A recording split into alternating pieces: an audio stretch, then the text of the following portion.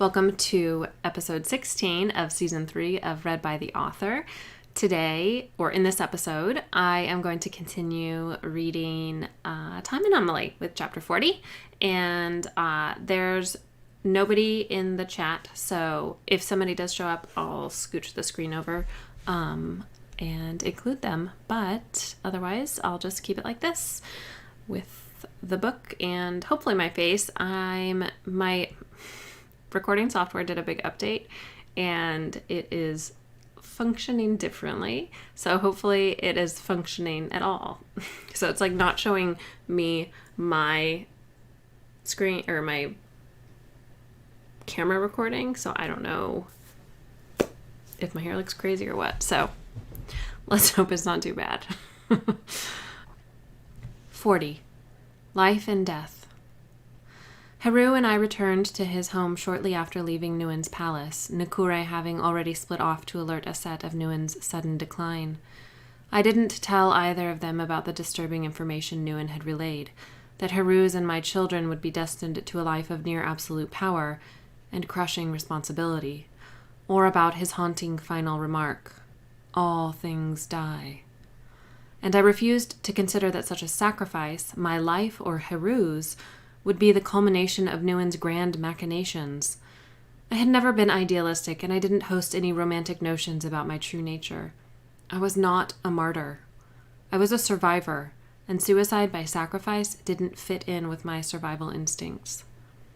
The grounds were eerily quiet as we approached the familiar cluster of buildings belonging to Heru's family. My fingers were interlocked with Heru's, but my free hand was clenched into a tight fist. It would not come to that. No way in hell. I shook my head. It wouldn't come to that because Nguyen would recover from his temporary lapse into godly dementia, spend however long it took teaching me everything I needed to know to trap a pep, either in set or not, and to return to my native time. And then I would figure out what to do about the whole godly children thing, and everything would work out. Happily ever afters all around. I clenched my fist more tightly, my nails digging into my palm painfully. "Something is wrong," Heru said, stopping before the columned entrance to his palace. He gave my hand a squeeze, then released it. I searched my mind for an excuse for my withdrawn mood, but when I looked at him, he was scanning the neat little gardens, the stone houses surrounding the palace, and even the path we had walked. He wasn't talking about me. Heru looked up at the sun, still hours from the horizon. "They never go in this early. There is still much to do." I frowned. Maybe Sesha pulled everyone inside when Tarsi found her and told her about what happened? Maybe. Heru took the stairs leading up to the palace's arched doorway 2 at a time, me close on his heel. The air was scented with vomit and sweat, and I had to suppress a gag. "Sesha," he called. There was no response. "Sesha, where are you?" A groan came from one of the back rooms, accompanied by the faint sound of weeping. Without our heightened hearing, I doubted that either of us would have heard it. Heru made his way through several sparsely furnished chambers and down a long hallway filled with late afternoon sunlight that led to the back of the palace, to the cozy room where the 3 youngest children slept. Sesh Sachet was kneeling on the floor beside one of the 3 polished, wood-framed beds carved to display a bevy of animals native to Egypt, her head resting on her curled-up arm on the edge of the bed and her body shaking with each of her faint sobs. Tarsat lay atop the bed, her skin pallid and coated in a sheen of sweat and her breaths quick and shallow. A brief glance at the other 2 beds told me they were occupied by the other 2 children, who also appeared unwell, but not nearly as ill as Tarsat. "Sesha." Heru strode into the room and dropped to his knees beside his pregnant wife. When Sesh Sachet didn't look up, didn't show any sign of having heard him, he shook her shoulder. "Sesha." She raised her head and turned red-rimmed eyes on him. With a wail, she threw herself into his arms and started crying in earnest. I watched Heru attempt to comfort her, rubbing her back, murmuring soft, nonsensical words, rocking her, before making my way around the room, checking on the other 2 children. They were both burning up, but neither seemed to be having as much trouble breathing as Tarsat was having. I stopped at the head of Tarsat's narrow bed and stared down at her. Her eyes were closed, her mouth open, and each ragged, rattling breath was clearly a struggle. My stomach knotted and fissures laced through my heart. Not her. What happened? I swallowed roughly. How? Without warning, Sachet spun on her knees and wrapped her arms around my thighs, hugging my legs and staring up at me with hope-filled eyes. I beg of you, save her. Please. Slowly, I shook my head. I do not know how to... Please, she repeated, desperation making her voice hoarse. Please, you must be able to do something. This ailment already claimed Bunifer, and now it seeks my sweet Tarsat. Whatever you say, you have the powers of the gods. I know you do. Please, Alexandra, use this great power you have. Save my little girl, please. Do not drink any water. It has been poisoned, Aset said as she rushed into the room, Nikure close on her heels. She scanned the beds quickly. But I see I am too late. Can you save them? Heru asked his sister, his voice rough. Aset approached the foot of Tarsat's bed and shook her head. I can do nothing for her, but the other two I may be able to save. She moved to Heru's youngest son's bed and bent over the boy.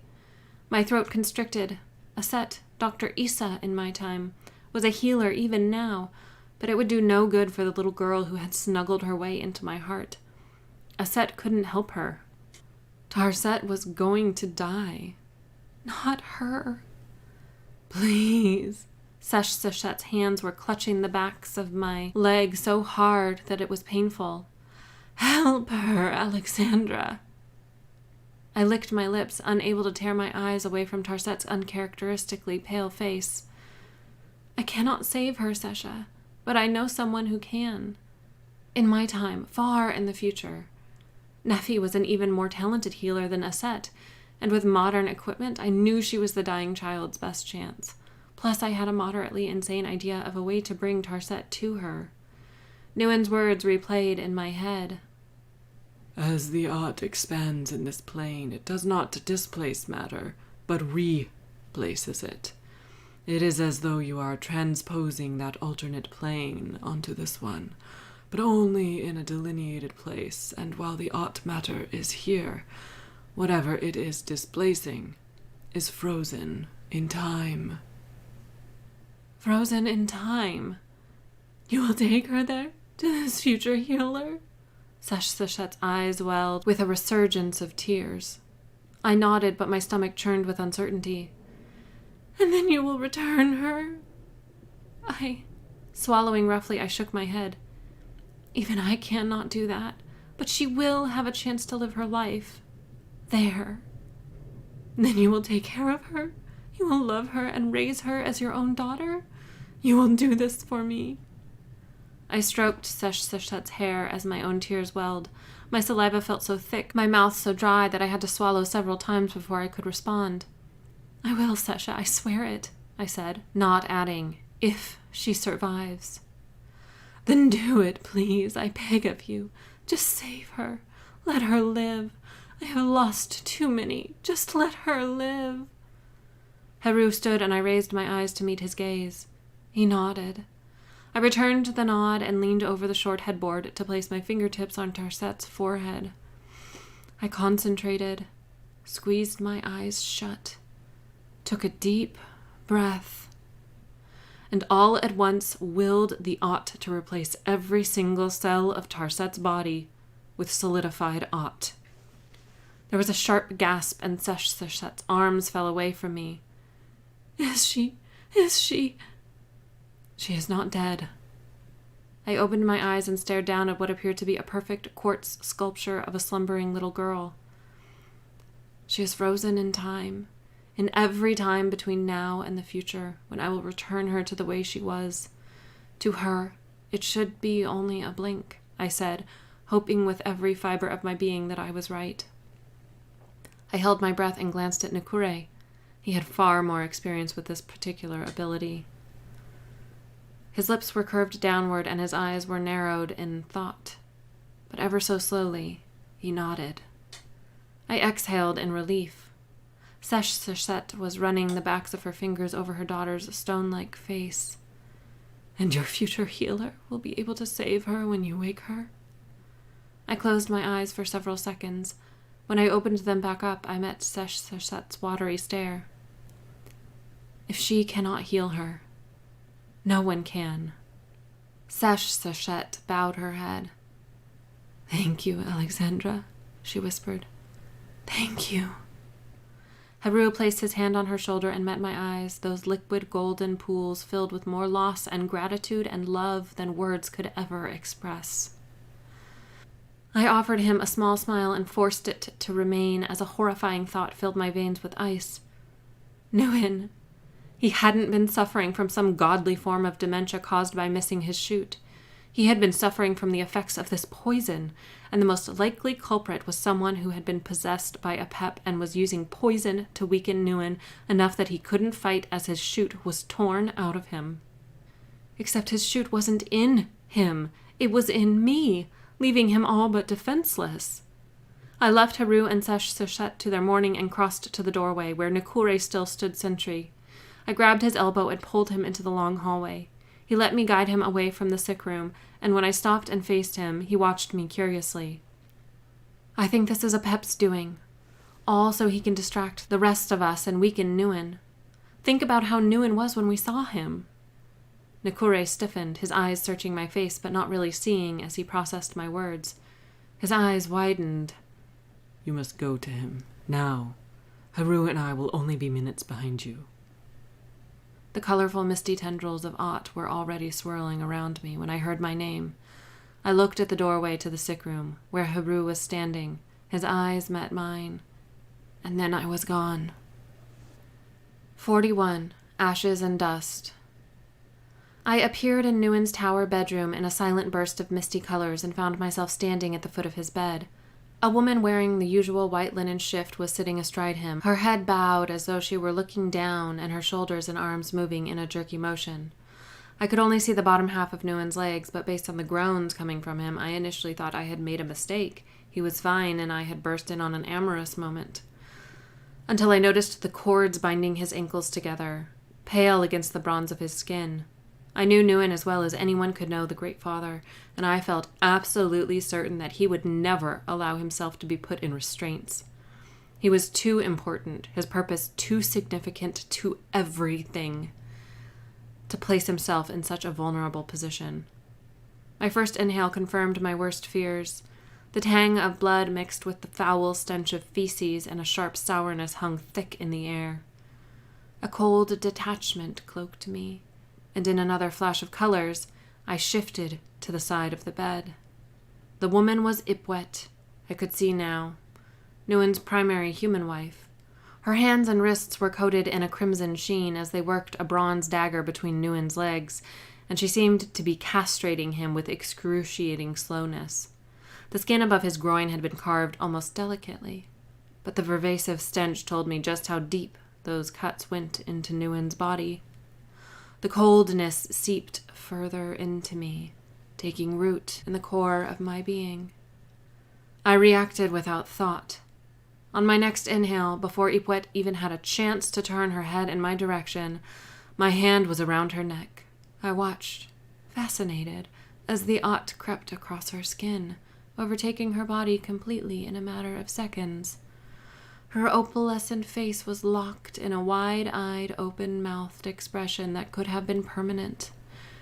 Except, unlike Tarsat, I didn't desire any sense of permanency for this woman. This monster. Narrowing my eyes, I willed the atoms of the Ott that had replaced Ipwet's physical body to separate, to shatter into a seemingly infinite cloud of solidified Ott. She exploded with a soft poof, and the particles that had once been her spread out and misted to the floor until she was nothing more than a layer of imperceptibly thin dust. I exhaled harshly and sucked in another rancid breath, but in my cool, detached state, The stench didn't bother me. I stared down at Nguyen, my hands hovering over his ruined middle. Despite the chill in my soul, I couldn't help but choke on a sob. When I slid my gaze up his torso to his face, I saw that he was gagged, and his eyes, once again radiating their faded swirl of brilliant colors, were shifting focus back and forth between mine and some point behind me. Because Ipwet hadn't been alone. In the blink of an eye, I shifted to the other side of the bed and reappeared, facing my would-be attackers. There were 3 of them, all male, and all bigger and notably stronger than me, and all exuding an air of menace. And based on the way they moved, they were all Nezharet, which meant they were even stronger, even faster, and even more highly skilled than any human. In the cool detachment, this was so easy to see. I grinned. I was more than a Nezharet. A foreign alien power flowed through my body, wound around my soul. I was a goddess. Who the hell did they think they were? Ipwet's minions? Assassins? Traitors to our people? Maybe. They may have been all of those things. But they were also dead. They were insects waiting to be squished under my heel. They just didn't know it yet. Before the one in the lead could reach Nguyen's bed, before he could even consider finishing the job Ipwet had started, I shifted. I winked into existence directly behind him, giving form to an aught dagger in my right hand as I did, and slid the razor-sharp blade across the front of his neck. Taking hold of his shoulders, I turned and shoved him at my other 2 opponents. Dark arterial blood sprayed their bare chests and stained their pristine linen kilts as he collapsed against them. Mirroring each other, they sidestepped away, letting their companion's body settle on the polished floor. A glossy pool of blood spread out around his upper half, almost hypnotizing as it seeped from his dying body.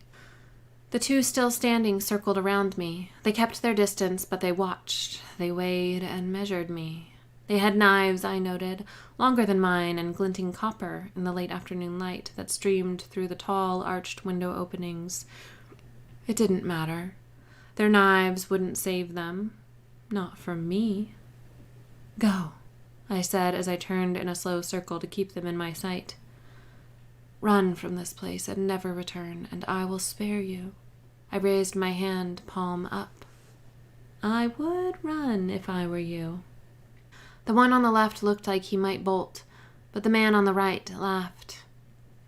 So be it, I said. I created a sheet of aught as thick as a single atom in my upturned palm and expanded it toward the Nezharet's necks with merely a thought. Both sets of eyes widened for the briefest moment as the invisible guillotine sliced cleanly through their flesh before I retracted the sheet of aught. Almost in slow motion, their heads slid forward, while their bodies remained in place. Their fleshy skulls landed on the floor with a smack, rolling in haphazard directions, while their bodies crumpled nearby. Clap, clap, clap. My gaze glided to the doorway, where Ankh-Kesempepi stood, one shoulder leaned against the grooved frame. I honestly thought Heru was the one Ra had given his shoot to. But you, that was an exquisite display of wielding the power. I tilted my head to the side, watching the slender, beautiful woman. She seemed so much more brittle now, too severe, too harsh, too sharp. Her lips spread into a wide grin. I will put on an even more stunning display when I am wearing your skin. Her eyes were filled with a telltale, inky darkness, slithering around on the surface of her irises. I thought that should have elicited a reaction from me. A scream, maybe, or at least a shudder? But all I did was return her measuring stare. A pep, I said, with the barest nod. A pep on Kesempepi's lip curled into a sneer. Heru's whore. I raised one shoulder and let it drop, unaffected by her words. I take it that this is all your doing? I gestured to Nguyen, who was still gagged and tied to the bed a few feet behind me, his gut sliced open. His laborious breaths told me he was still alive. I drew on the coolness seeping into my soul from the foreign shoot I possessed. The inner chill helped me to maintain my composure while, inside, part of me was screaming in rage and agony and horror. With a low chuckle, Apep Ankesempepi pushed off the archway and took slow steps into the bedchamber. "Yes," she hissed, her eyes trained on me. And imagine my surprise when I discovered only the tiniest slivers of shoot inside him. I let him keep those slivers, let it sustain him while Ipwet played. The old bag was so desperate for revenge, to make Nguyen feel the pain she felt every time she gave birth to one of his little whelps. When Apep Ankesempepi was only steps away from me, she leered, her eyes scanning over me from head to toe.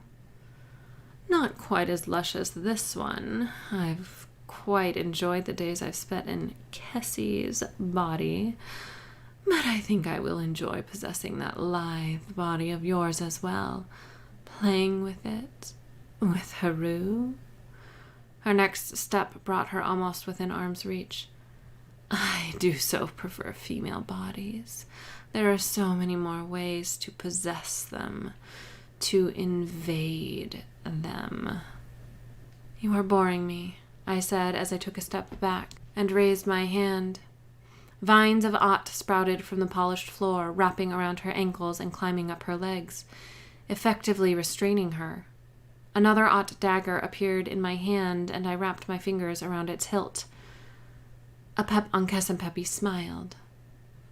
"Besides Nguyen and Heru, how many other Netjar Ott men have you let bed you, whore queen? Nikure and Set, I assume, since you spend so much time with them as well.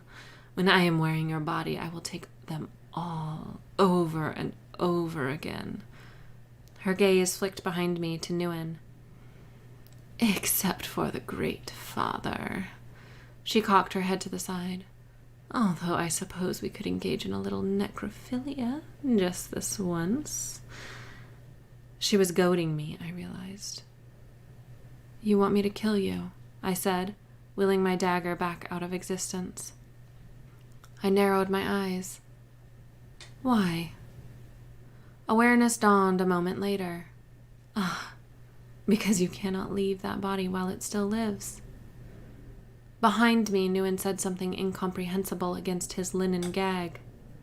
I looked over my shoulder, and the moment my eyes landed on his savaged body, the cold, detached veil his shoot had settled over me evaporated, and panic surged in my chest.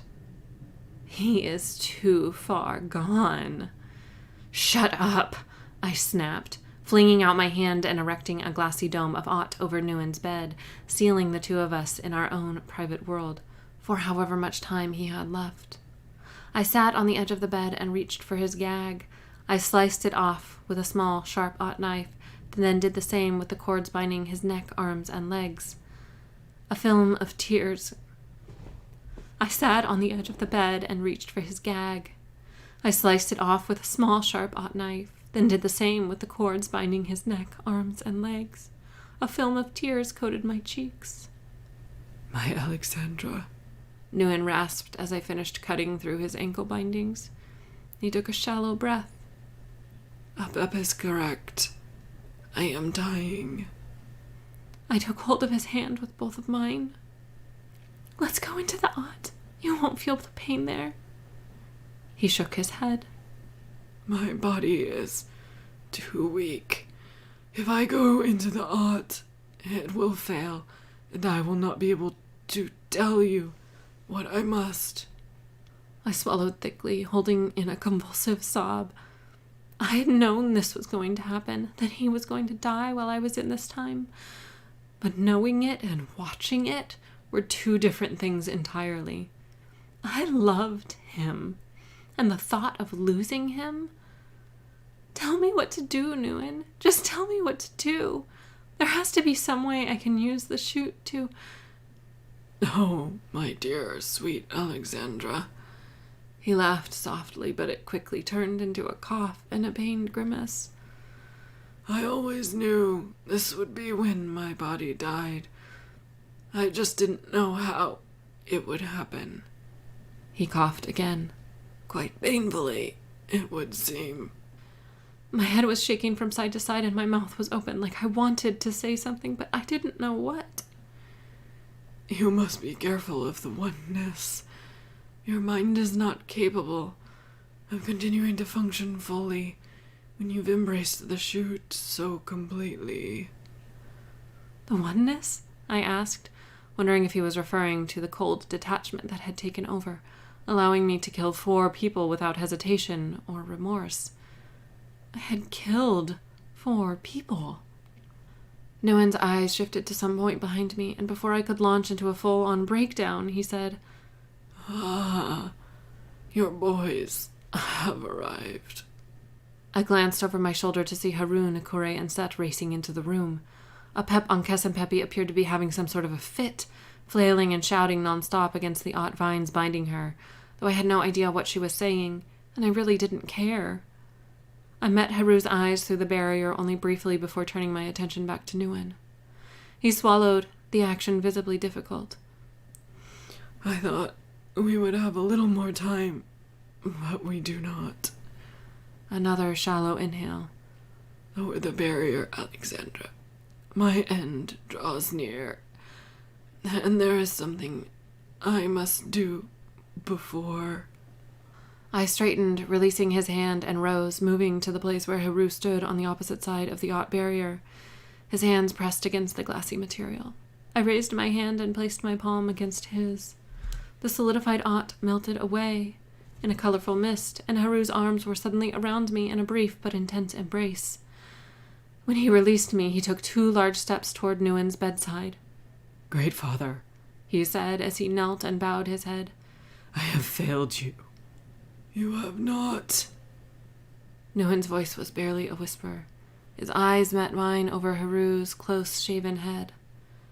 Come here, my Alexandra. He held up his other hand, and I moved around the head of the bed to sit on the opposite side. I had a vague awareness of Nakure keeping Apep, Ankes, and Pepi quiet, and Set moving closer as I took hold of Nguyen's hand. A tingling warmth engulfed my fingers, spreading up my arms and settling in my chest. Nguyen, what? I have made the shoot within you whole.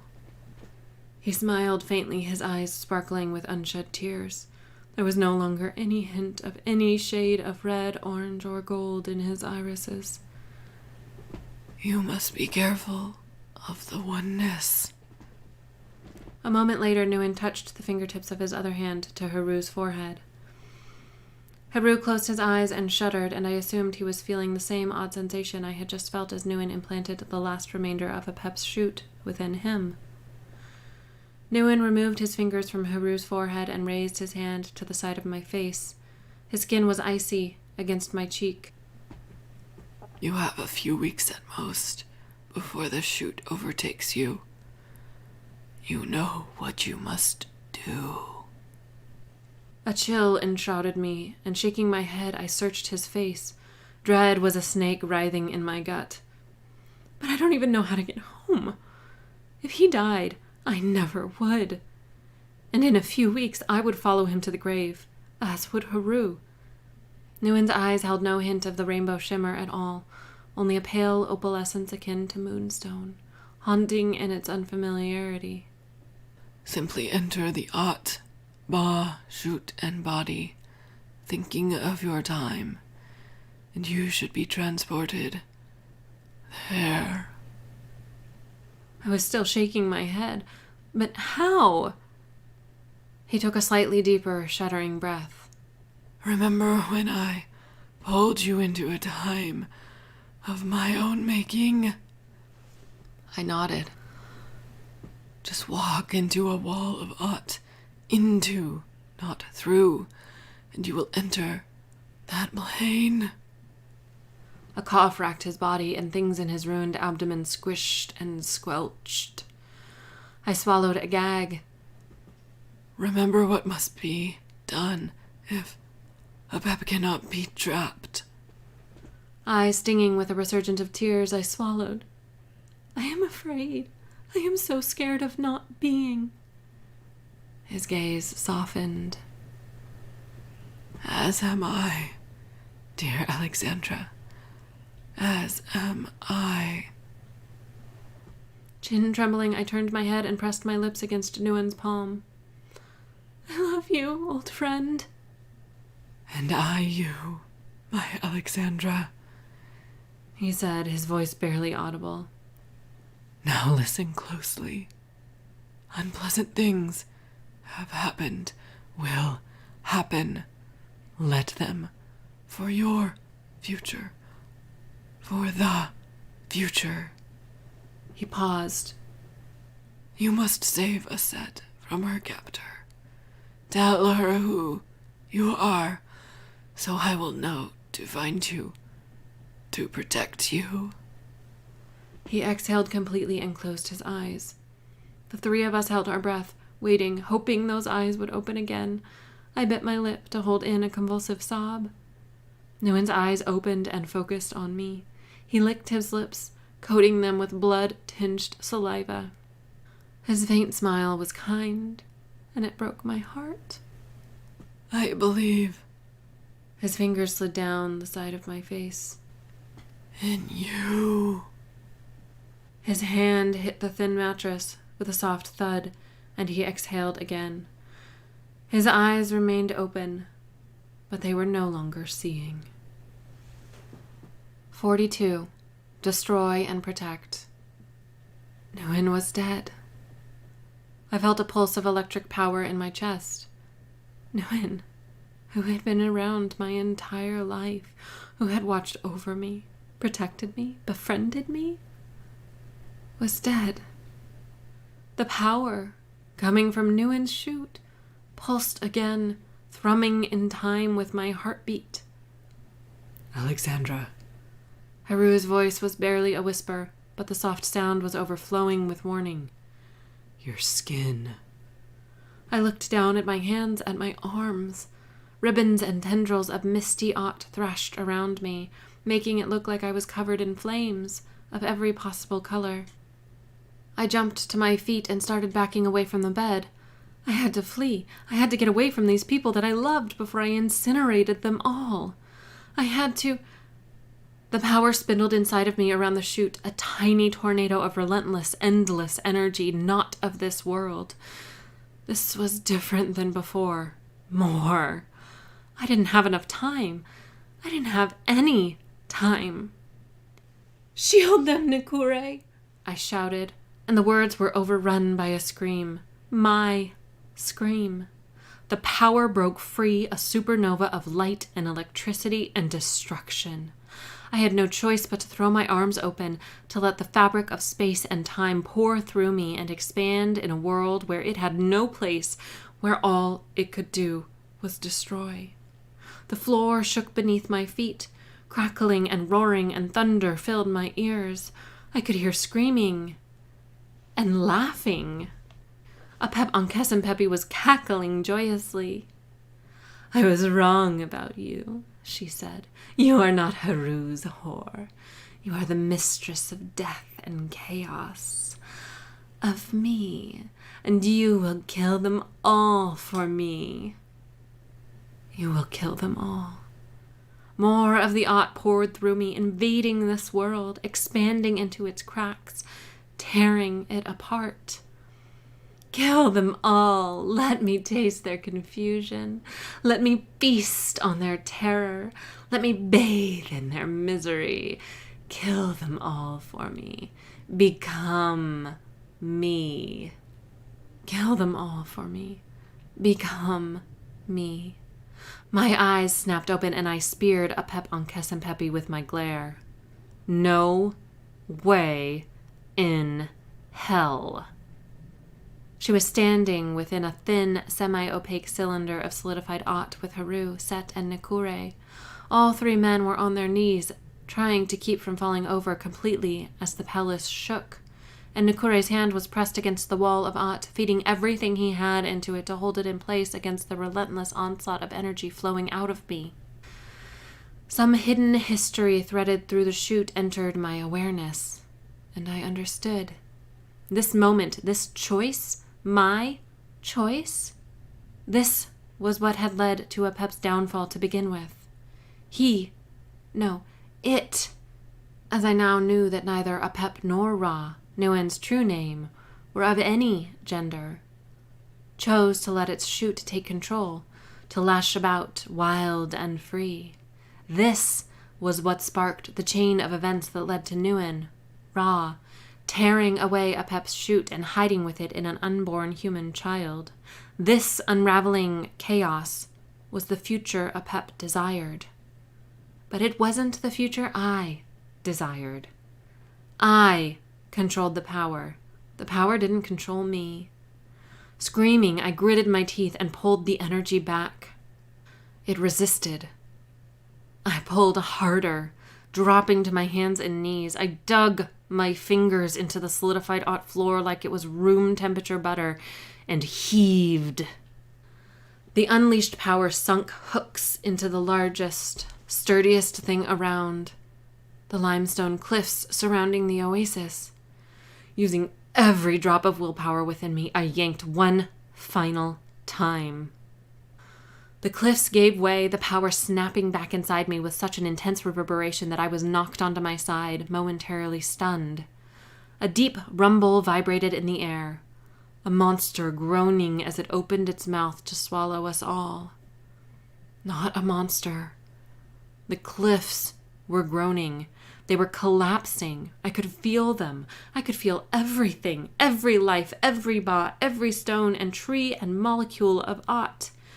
Now that Nuen's chute was whole within me, I was connected to it all. And I was about to destroy it all.